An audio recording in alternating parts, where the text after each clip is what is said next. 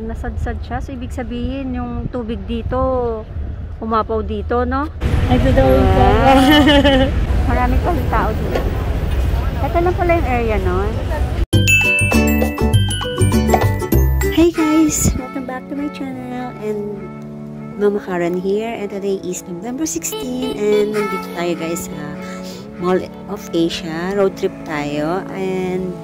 Pero bago tayo mag-road trip, daan tayo sa doon sa barko na sumadsad dun sa harap ng Mall of Asia kasi gusto ko siyang makita ng actual. And after that, pupunta naman tayo sa Rojas Boulevard kasi gusto ko naman makita yung yung Dolomite doon kasi gusto ko rin makita talaga ng actual kasi matagal na din talaga ako hindi nakakapunta ng Rojas Boulevard. So yan, road trip tayo going to Manila Bay. Pero ayan nga, daan muna tayo dito sa stopover muna tayo dito sa Mall of Asia. So ayan guys. Hello, good morning! Dito kami sa Mall of Asia. Dito kami sa seaside kasi gusto ko makita yung barko na sumadsad dito sa harap ng Mall of Asia. Isang laki ng barko, oh. Punta tayo. Ayan, oh. Grabe. Kawawa naman yung bata. Pwede naman dito ang bata, eh.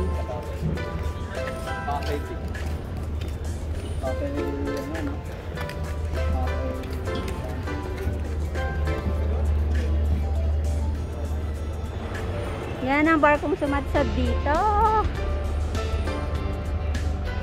Ang laki niya, grabe ang haba. Sumadsad siya kasi nakatabilit sila. No, sa lakas talaga ng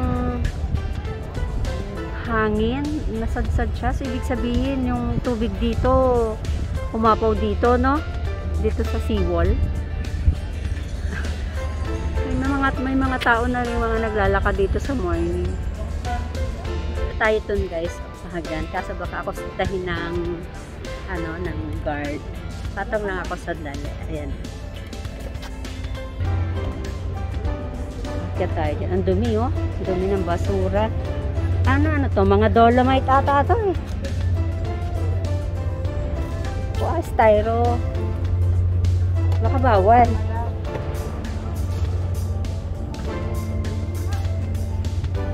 Ayun na.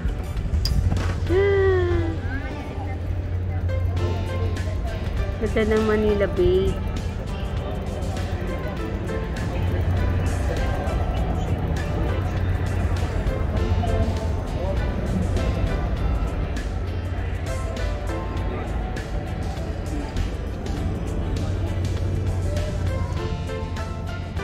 Ang tagal lang yan dito guys. Ng araw na. So yan, actual ko na siyang nakita. Baba na tayo. Kasi naman tayo sa Starbucks. Kasi nagugutom na ako. Dito kami dumi ng ilalim. Oh. Hindi ko alam kung nakikita ninyo pero ang dumi ng ilalim nito. Yan, mga dumi nakasingit. Lalo na sa ilalim. Ang dumi niya.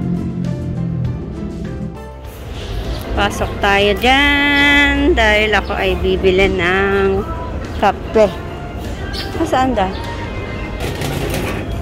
Pasok tayo. Ito ba? Push.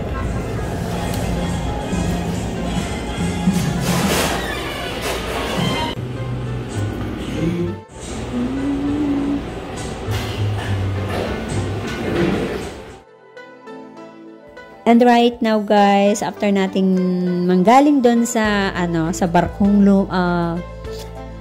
tumagilid or rumampa sa seawall sa harap nitong Mall of Asia is andito tayo sa Sunset Avenue going to Manila Bay. So dito tayo dumaan. Sasamahan niyo ako guys, mag-road trip tayo and dito sa sa Mall of Asia, I mean dito sa complex na to, tong Asiana, correct me if I'm wrong, is ang dami-daming ginagawa ditong mga building. So, madaming kino-construct dito and nakita ko rin yung yung malaking IKEA na pinaka-biggest na outlet or branch sa buong mundo. Tama ba? I don't know if I'm correct. So, kung mali ako, I'm sorry. So, yeah, narinig ko lang din naman yun. So, I don't know kung mali yung pagkarinig ko. So, ayan, nandito nga tayo sa Sunset Avenue and ayan, ang ganda ng view dito. Ang ganda, ang linis, para ka nasa ibang bansa. Ang laki na talaga ng improvement. Sobrang dami ng mga buildings. So, ayan, ang ganda-gandang, ang ganda ng mamasyal. Ang tagal ko na rin kasing hindi guys nakakapunta sa yung magro-road trip ba dito sa sa Mall of Asia, and yung mag-road trip din going to Manila Bay. So right now is punta naman tayo dito sa dito tayo dumaan pala sa sa may GSIS. Hindi ko alam kung anong way to kasi hindi naman ako magaling sa hindi naman tayo human Google Map bro. So ayan, dito tayo dumaan, and so far yung mga puno dito nakikita ko is puro green pa, so hindi siya masyadong naapektuhan ng hangin. And yung GSIS na to, ito yung nasa kanan, ang daming mga sasakyan. So, sobrang daming tao ngayon. Today is Monday, guys. And right now, anong oras ba ngayon na? 10 o'clock. 10:05. So, ayun, ang dami. I don't know kung bakit ang dami-dami lagi ditong nakapark na sasakyan. Nung pumunta ako dyan before, dito sa wala, ang hirap makahanap ng parking. And right now, guys, nandito tayo sa Rotonda, and iikot tayo dito sa may intersection ng Rotonda going yung kanan na yan, going to Buendia. And ayan, nakikita nyo na yung Sofitel, and yung Sofitel, guys, ang ganda dyan. And ang pinakagusto ko dyan nung nag-stay ako is yung buffet, kasi pag may kasamang breakfast yung hotel, yung accommodation is usually ang nararanasan ko is kapag nag-stay ka at with buffet, konti lang yung foods, pero dito grabe, ang daming foods, ang daming choices, and yung foods nila ang sarap. May kasama pang mga white wine, red wine kahit umaga. So yung mga drinks din ang sarap, yung mga juices. So right now kakanan na tayo, and after this kaliwa tayo dyan. Kasi sarado kasi siya dito sa harap ng PICC, isinara siya dyan. So dito tayo kakaliwa, and ayan, itong straight na to is going to Vito Cruz.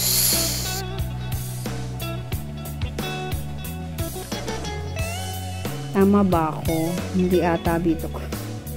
Iba ata. Hindi pala, sa isa pa pala yan, sa isang kalye pa.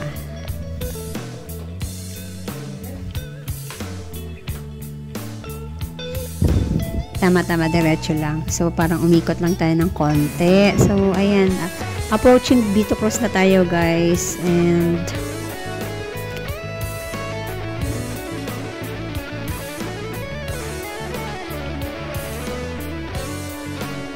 ayan.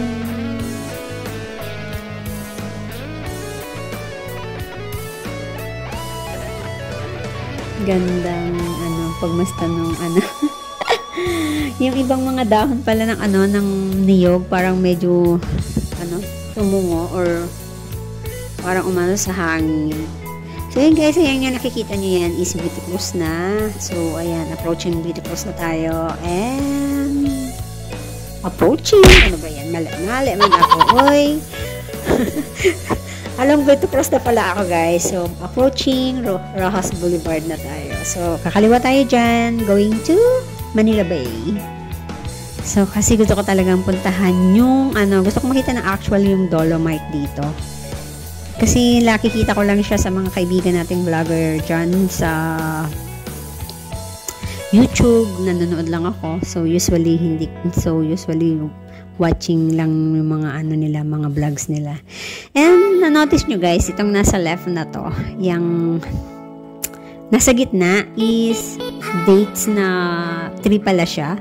Ngayon ko lang siya napansin na dates pala tong mga puno na to. Medyo malalaki na sila. And ang alam ko, pag sa dates, kapag matagal na siya, ano siya, pag lumaki, matibay siya. Tumitibay yung lupa. Kasi yung ugat niyan, parang sobrang dami. Para siyang niyog. So, magpa-park kami dito sa may malapit sa may footbridge para madali kong mapuntahan yung or madali kong makita yung Dolomite. Kasi kung malayo yung paparkingan ko, malayo yung lalakarin ko. So, yun lang din naman yung sadya ko. Kaya, dito ako sa malapit sa may Bayview or Diamond Hotel siguro. So, kakaminan kami mamaya dyan. And, hahanap ng parking kasi parang wala kami makitang park. Ang daming nakapark kasi. Walang available na parking. So, yan. Update you later, guys. Dito na kami. Nakakita rin kami ng parking. Grabe, inikot namin ilang beses. 100 pa lang parking dito. Ang mahal. Dati 40 pesos lang last year. Nag-increase siya ng 60 pesos. Wow. 100 ang... So, tara, punta tayo guys sa sa Dolomite kasi gusto kong makita yung Dolomite ng actual. Kasi lagi ko lang din napapanood yun sa YouTube sa mga kaibigan nating vlogger na laging nandito sa Rojas Boulevard kagaya ni Miss July. Hello, Miss July. Ito, may Nova ang laki-laki. Nahulog po sa taktaw ko, nakaganyan yung babae, nakasandal. Tapos ang tuloy ng hindi niya nakinuha po. Si ate masayahin eh. Siya yung nagbibigay ng parking fee guys. Oh, si ate nagdo-drawing din daw siya. Ayun daw dito lang po. Oh, ang galing nga. Nagdo-drawing siya. Pag wala po. Ano yan? Saan yan? Probinsya? Hindi po, ulan lang po. Ginagawa po lang po. Bahay kubo lang po. Galing naman ni ate. Sige ate, sayahin mo. Bye-bye. Sayang. Bye-bye. Dito na kami sa Rojas Boulevard at papunta na kami sa Dolomite. So, tingnan natin. So, naglalakad kami kasi medyo malayo yung aming na-parkingan. So, lapit na tayo sa footbridge. So, punta tayo doon. Aakyat ako doon sa may footbridge. Get tayo dyan. Traffic ko.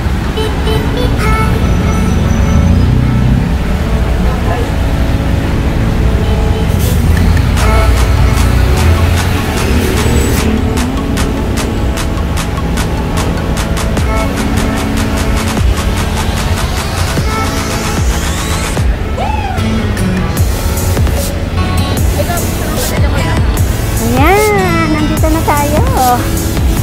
Ayan, punta tayo.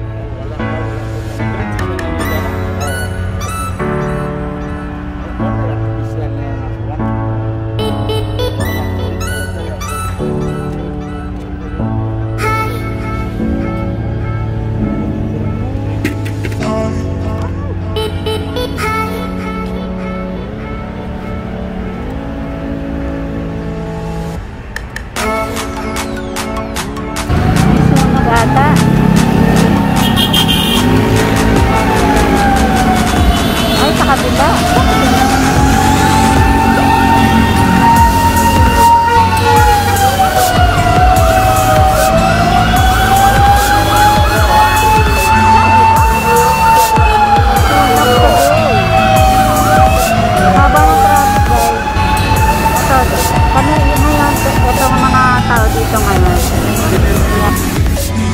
Uwi na kami guys. Ito na kami ng Altimar.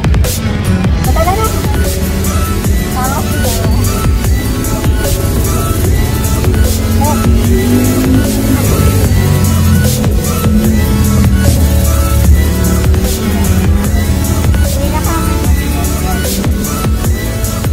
Nakita ko na rin ang Loloma. Dami kong pera. Oh, kanina pa yan. Ganda ng Ross Boulevard.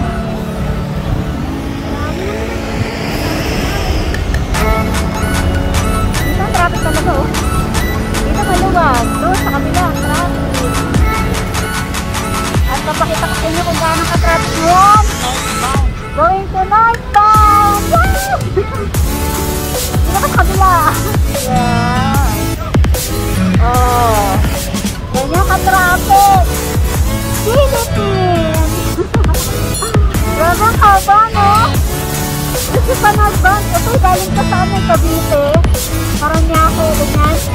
Ang haba, oh. Grabe, oh. Ayan. Tapos dito rin, ang haba.